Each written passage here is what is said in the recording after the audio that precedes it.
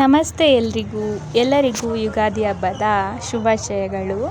ಎಲ್ಲರೂ ಕೂಡ ನಿಮ್ಮ ಮನೆಯಲ್ಲಿ ಯುಗಾದಿ ಹಬ್ಬ ಆಚರಿಸಿದ್ರಿ ಅಂತ ಅಂದ್ಕೊಳ್ತೀನಿ. ನಮ್ಮ ಮನೆಯ ಯುಗಾದಿ ಹಬ್ಬ ಹೇಗಿತ್ತು ಅಂತ ಒಂದು ಪುಟ್ಟ ವಿಡಿಯೋ ಮೂಲಕ ನಿಮ್ಮ ಹತ್ರ ಹಂಚ್ಕೊಂಡಿದ್ದೀನಿ. ಮತ್ತು ಯುಗಾದಿ ಹಬ್ಬ ಬಂತು ಅಂದರೆ ನಮಗೆ ಏನು ಫಸ್ಟ್ ನೆನಪಾಗುತ್ತೆ ಅಂದರೆ, ಚಿಕ್ಕ ವಯಸ್ಸಲ್ಲಿ ಎಲ್ಲ ಹುಡುಗರು ಕೂಡ ಮೈ ತುಂಬ ಎಣ್ಣೆ ಹಚ್ಕೊಂಡು ಚೆನ್ನಾಗಿ ಬಿಸಿಲು ಕಾಯಿಸೋರು. ಆಮೇಲೆ ಸೀಗೆಕಾಯಿ ಪುಡಿ ಹಾಕ್ಕೊಂಡು ಫ್ರೆಶ್ಶಾಗಿ ಸ್ನಾನ ಮಾಡ್ಕೊಂಬಿಡೋದು. ಹಾಗೆ ಮಾಡ್ತಿದ್ರು, ನಾವು ಕೂಡ ಹಾಗೆ ಮಾಡ್ತಿದ್ವಿ. ಈಗಂದರೆ ಬರೀ ಮಕ್ಳಿಗೆ ಮಾತ್ರ ನೀಟಾಗಿ ಎಣ್ಣೆ ಹಚ್ಚಿ ಸ್ನಾನ ಮಾಡಿಸೋದು, ನಾವು ಮಾತ್ರ ಜಸ್ಟ್ ಫೇಸ್ ಮತ್ತು ಹ್ಯಾಂಡ್ಸಿಗೆ ಹಚ್ಕೊಳ್ಳೋದು. ಹಾಗೆ ನಮಗೆ ಒಳಗಡೆ ಅಡುಗೆ ಕೆಲಸನೇ ಆಗಿರುತ್ತೆ.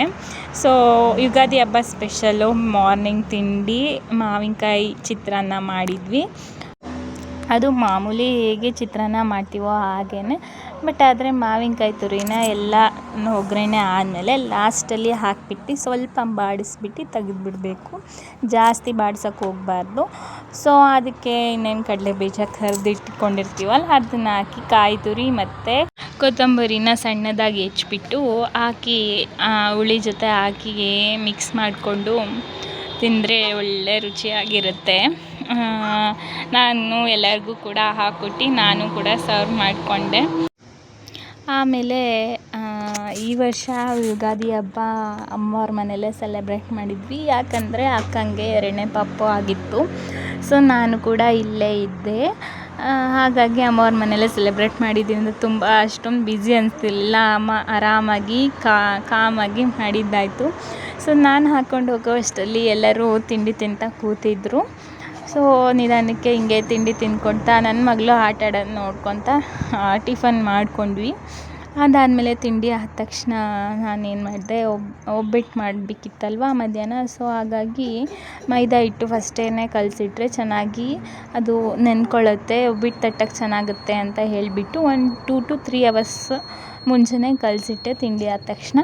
ಸೊ ಅದಾದಮೇಲೆ ನನ್ನ ಮಗಳಿಗೆ ಮೈ ತುಂಬ ಎಣ್ಣೆ ಹಚ್ಚಿ ಸ್ವಲ್ಪ ಬಿಸಿಲು ಕಾಯಿಸಿದೆ. ತುಂಬ ಜಾಸ್ತಿ ಕಾಯಿಸಿದ್ರೆ ಮತ್ತು ಪಾಪ ಅವಳು ಬಾಡೋದಂಗೆ ಆಗಿಬಿಡುತ್ತೆ ಅಂತ ಹೇಳಿ ಒಂದು 10 ನಿಮಿಷ ಕಾಯಿಸ್ಬಿಟ್ಟು ಆಮೇಲೆ ಫ್ರೆಶ್ ಅಪ್ ಆಯಿತು ಅವಳು ಪಾಪ ಎಣ್ಣೆ ಹಚ್ಕೊಂಡಾಗ ಕಣ್ಣಿಗೆ ಮುಟ್ಕೊಂಡ್ಬಿಟ್ಲು. ಅದು ಬೇವಿನ ಸೊಪ್ಪು ಆಗಿದ್ದರಿಂದ ಕಣ್ಣೆಲ್ಲ ಉರಿತಿತ್ತು. ಸೊ ಅವಳಿಗೆ ಸ್ನಾನ ಮಾಡಿಸಿದ್ವಿ. ಅದಾದಮೇಲೆ ಅಕ್ಕ ನಾನು ಎಲ್ಲ ಜಸ್ಟ್ ಫೇಸಿಗೆ ಮಾತ್ರ ಸ್ವಲ್ಪ ಎಣ್ಣೆ ಹಚ್ಕೊಂಡು ಹಾಗೆ ವಿಡಿಯೋ ಮಾಡಿಕೊಂಡೆ. ಸೊ ಎಲ್ಲರೂ ಫ್ರೆಶ್ ಅಪ್ ಆದ್ವಿ ಫೈನಲಿ. ಆಮೇಲೆ ದೇವ್ರಿಗೊಂದು ಪೂಜೆ ಹಾಕಿಬಿಟ್ಟು ಬೇವು ಬೆಲ್ಲ ತಿಂದ್ವಿ. ಕಹಿ ಮತ್ತು ಸಿಹಿ ಎರಡೂ ಸಮನಾಗಿ ಕೊಡಪ್ಪ ದೇವರೇ ಈ ವರ್ಷದಲ್ಲಿ ಅಂತ ಹೇಳಿ ಕೇಳ್ಕೊತ ದೇವ್ರ ಹತ್ರ ಬೇವು ಬೆಲ್ಲ ತಿಂದ್ವಿ. ಸೊ ನೆಕ್ಸ್ಟು ಅದಾದಮೇಲೆ ಅಡುಗೆ ಕಡೆ ಹೋದೆ ಅಡುಗೆ ಮಾಡಲಿಕ್ಕೆ ಅಂತ. ಎಲ್ಲ ರೆಡಿ ಮಾಡಿದರು ಅಕ್ಕನೂ ಅಮ್ಮನೂ. ನಾನು ಒಬ್ಬಟ್ಟು ತಟ್ತೀನಿ ಅಂತ ಹೇಳಿದ್ದೆ. ಸೊ ಒಬ್ಬಟ್ಟು ತಟ್ಟೋಣ ಅಂತ ಕೂತ್ಕೊಂಡೆ. ನಾನು ಫಸ್ಟು ಹೂರ್ಣನ ಹೀಗೆ ಮಾಡಿಟ್ಕೊಳ್ಳೋದು, ಎಲ್ಲರೂ ಕೂಡ ಹಾಗೆ ಅನಿಸುತ್ತೆ. ನಾನು ಜಾಸ್ತಿ ನನಗೆ ಒಬ್ಬಟ್ಟು ತಟ್ಟಕ್ಕೆ ಬರ್ತಿರಲಿಲ್ಲ. ನಾನು ಈಗ ಜಸ್ಟ್ ಲಾಸ್ಟ್ ಇಯರ್ ಯಾವುದು ಆಯುಧ ಪೂಜೆ ಅಲ್ಲಿ ನಮ್ಮ ಮನೇಲಿ ಆಯುಧ ಪೂಜೆ ಗ್ರ್ಯಾಂಡ್ ಮಾಡ್ತಾರೆ ನಮ್ಮ ಹಸ್ಬೆಂಡ್ ಅವ್ರ ಮನೇಲಿ. ಸೊ ಅವಾಗಿಂದ ಕಲ್ತಿದ್ದು. ಇದು ಒಂದು 3ನೇ ಸಲ ಅನಿಸುತ್ತೆ ನಾನು ಒಬ್ಬಟ್ಟು ತಟ್ತಿರೋದು. ಸೊ ಚೆನ್ನಾಗಿ ಬರ್ತಿತ್ತು. ಮೊದಲೆಲ್ಲ ಮದುವೆಗಿನ್ನ ಮುಂಚೆ ಮನೆ ಕ್ಲೀನಿಂಗು ಅದ್ರ ಕಡೆ ಎಲ್ಲ ಚೆನ್ನಾಗಿ ಅಂದರೆ ಅದೆಲ್ಲ ಕ್ಲೀನ್ ಮಾಡಿಕೊಡ್ತಿದ್ದೆ. ಬಟ್ ಆದರೆ ಅಡುಗೆ ಕಡೆ ಅಷ್ಟೊಂದು ತಲೆ ಕೆಡಿಸ್ಕೊಳ್ತಿರ್ಲಿಲ್ಲ. ಅಮ್ಮನೇ ಎಲ್ಲ ರೆಡಿ ಮಾಡ್ಕೊಳ್ಳೋರು, ಏನು ಗೊತ್ತಾಗ್ತಿರ್ಲಿಲ್ಲ ಅಷ್ಟು. ಈಗೀಗ ಗೊತ್ತಾಗ್ತಿದೆ ಹೇಗೆ ರೆಡಿ ಮಾಡ್ಕೊತಿದ್ರು ಅಂತ. ಆದರೂ ಕ್ಲೀನಿಂಗು ಮತ್ತು ಅಡುಗೆ ಕಡೆ ಎರಡೂ ಮ್ಯಾನೇಜ್ ಮಾಡೋದು ತುಂಬ ಕಷ್ಟ.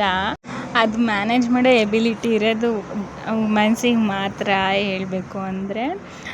ಸೊ ಹಾಗಾಗಿ ಆ ಥರ ಕೆಲಸ ಹೆಣ್ಮಕ್ಳಿಗೆ ಅಂತಲೇ ದೇವ್ರು ಮಾಡಿಬಿಟ್ಟಿದ್ದಾನೆ ಅನಿಸುತ್ತೆ. ಒಬ್ಬೊಬ್ಬರ ಮನೆಯಲ್ಲಿ ಹಸ್ಬೆಂಡ್ಸು ಕೂಡ ಹೆಲ್ಪ್ ಮಾಡಿಕೊಡ್ತಾರೆ. ಬಟ್ ಆದರೆ ನಮ್ಮ ಮನೇಲಿ ಅಂದರೆ ಮಾಡಿಕೊಡುತ್ತೆ, ನಮ್ಮ ಅಪ್ಪಾಜಿ ಮಾಡಿಕೊಡ್ತಾರೆ. ನಮ್ಮ ಮನೇಲಿ ಅಷ್ಟೊಂದು ಮಾಡಲ್ಲ, ನಾನು ನಮ್ಮ ಅತ್ತೆನೇ ಮಾಡಬೇಕಾಗುತ್ತೆ ಆ ಥರ.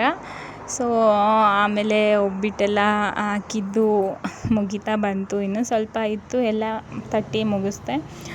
ಸೊ ಎಲ್ಲ ಆದಮೇಲೆ ದೇವರಿಗೆ ಒಂದು ಎಡೆ ತೆಗೆದ್ವಿ. ಎಡೆ ತೆಗೆದ್ಬಿಟ್ಟು ಎಲ್ಲರೂ ಕೂಡ ಮಧ್ಯಾಹ್ನದ ಊಟನ ಮುಗಿಸ್ಕೊಂಡ್ವಿ. ಮಧ್ಯಾಹ್ನದ ಊಟ ಮುಗಿಸ್ಕೊಂಡು ನಾನು ನನ್ನ ಮಗಳಿಗೆ ಅಂತ ಡ್ರೆಸ್ ತಂದಿದ್ದೆ. ಸೊ ಆ ಡ್ರೆಸ್ ಹಾಕ್ಬಿಟ್ಟು ಅವಳಿಗೆ ಫೋಟೋಶೂಟ್ ಮಾಡೋಣ ಅಂತ ಹೇಳಿ ಕೂರಿಸಿದ್ದೆ. ಅವಳು ಫೋಟೋಶೂಟ್ ಮಾಡೋಕ್ಕೆ ಕೂರಿಸಿದ್ದೆ. ಬೇವು ತಗೊಳ್ತಾಳ ಬೆಲ್ಲ ತಗೊಳ್ತಾಳ ಅಂತ ನೋಡ್ತಿದ್ವಿ. ಅವಳು ನೋಡಿದ್ರೆ ಫಸ್ಟ್ ಬೆಲ್ಲದ ಹಚ್ಚೆ ತಗೊಂಡ್ಬಿಟ್ಲು. ಸೊ ಅಪ್ಪ ಅಮ್ಮ ಹೇಳ್ತಿದ್ರು, ನೋಡು ನಿನ್ನ ಮಗಳು ಎಷ್ಟು ಬುದ್ಧಿವಂತೆ, ಬೆಲ್ಲನೇ ತಗೊಂಡ್ಲು, ಸಿಹಿನೇ ತಗೊಂಡ್ಲು ಅಂತ ಹೇಳ್ತಿದ್ರು. ಸೊ ನನ್ನ ಮಗಳಲ್ವ ಬುದ್ಧಿವಂತೆಯೇ ಇರ್ತಾಳೆ ಅಂತ ನಾನು ಹೇಳ್ತಿದ್ದೆ. ಹೀಗೆ ನಾವು ಯುಗಾದಿ ಹಬ್ಬ ಮಾಡಿದ್ವಿ. ಚೆನ್ನಾಗಿತ್ತು.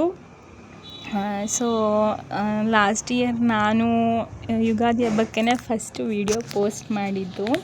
ಸೊ ಒಳ್ಳೆಯ ರೀತಿಯಿಂದ ಹೋಗ್ತೆ, ಇದೇ ಥರ ಸಪೋರ್ಟ್ ಮಾಡಿ, ನನ್ನ ಚಾನಲ್ನ ಸಬ್ಸ್ಕ್ರೈಬ್ ಮಾಡಿ ಆ್ಯಂಡ್ ಈ ವಿಡಿಯೋ ಇಷ್ಟ ಆದರೆ ಲೈಕ್ ಮಾಡಿ.